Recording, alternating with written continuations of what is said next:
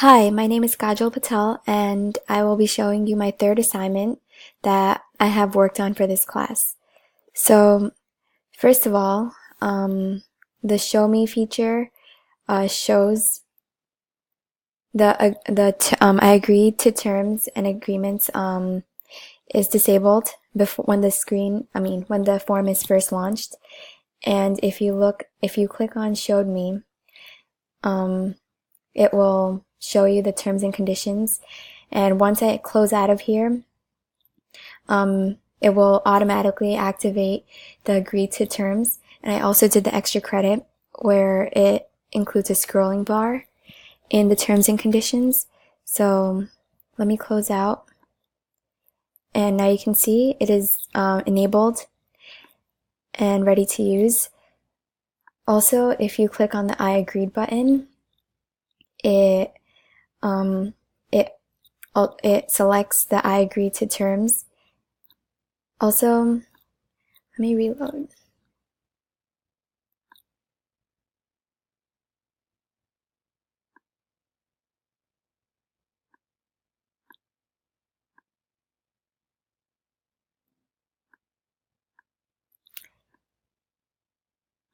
All right. And if you go back, if you the submit button is also disabled when the form is first loaded. You have to have the I agree to terms and conditions checked off in order for this submit button to be enabled. So let me demonstrate that for you. So it's checked and now it's enabled.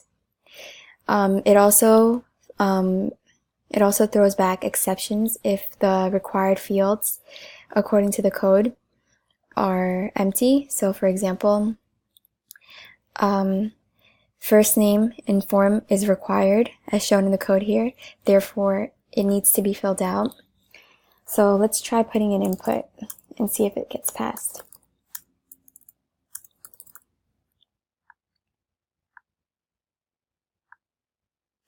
This doesn't match the requested format, so I have to make the K capitalized. Even with that, I have to fill out the rest. So let's see if I try putting in anything. It doesn't match the proper format, so I have to reformat it. The P has to be capitalized, or the first letter has to be capitalized. Let's try numbers. This also does not work because, as shown in the regular expression, for last name, it can only include a capital letter for the first name and lowercase letters for the next few letters, and it can only have up to 11 characters in total. So let's just go ahead and put in my last name. Let's try email. It also throws back an exception. It has to be formatted correctly. So let's just put in my regular email.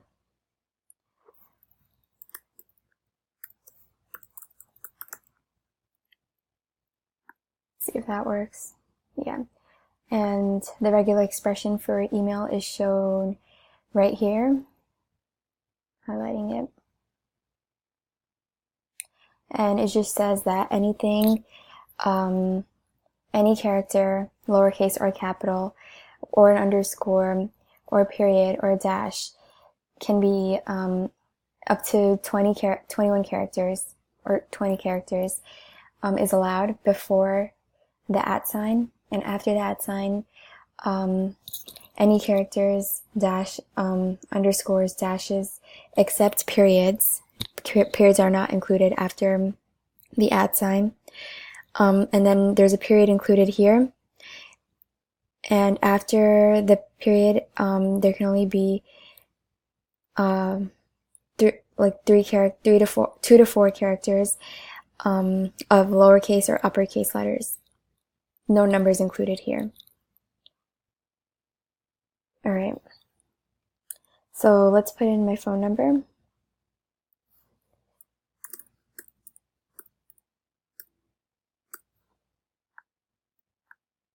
Oh, it won't let me submit because it's not in the proper format. The proper format, according to the assignment, was parentheses, putting the first three numbers in parentheses. So let's see if that works.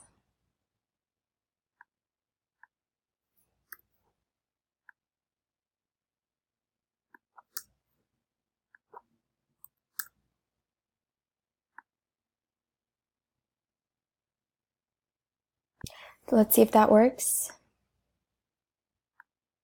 Oh, it's still throwing an exception, so I'm going to take a look at my code. This is the code for phone number. Oh, okay. It shows that there's a space. So instead of a dash here, it should be a space. Alright, so moving on to the next. Let's go ahead and put in this and see if it throws an exception. Yeah, so it can only be, according to the code, it has to be uppercase or lowercase, well, an initial uppercase letter, and the rest can be lowercase, and it can only be up to 20 characters. And a space, so if it was a city like Jersey City, a space would be allowed, and the same condition for the next following word, except there would only be 10 characters in that. And the question mark shows that it's optional.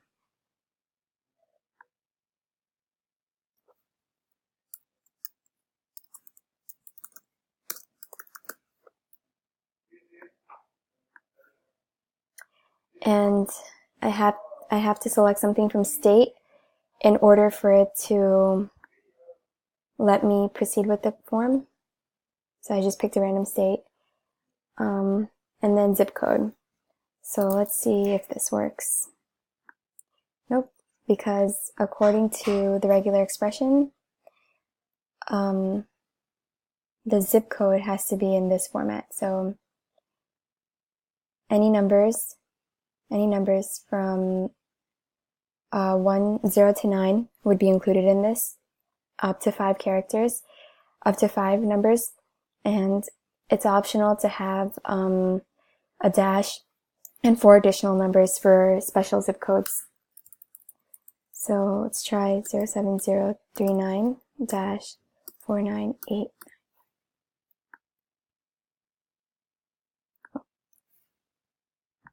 So it keeps leading me to this because I end running the program, but if I continue, it leads me to the form submission page, or the PHP page that I included here, form.php. It just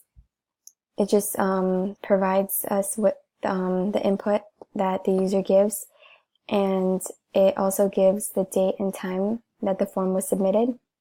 So this is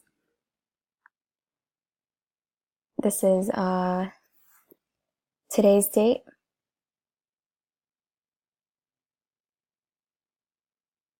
And that's the end.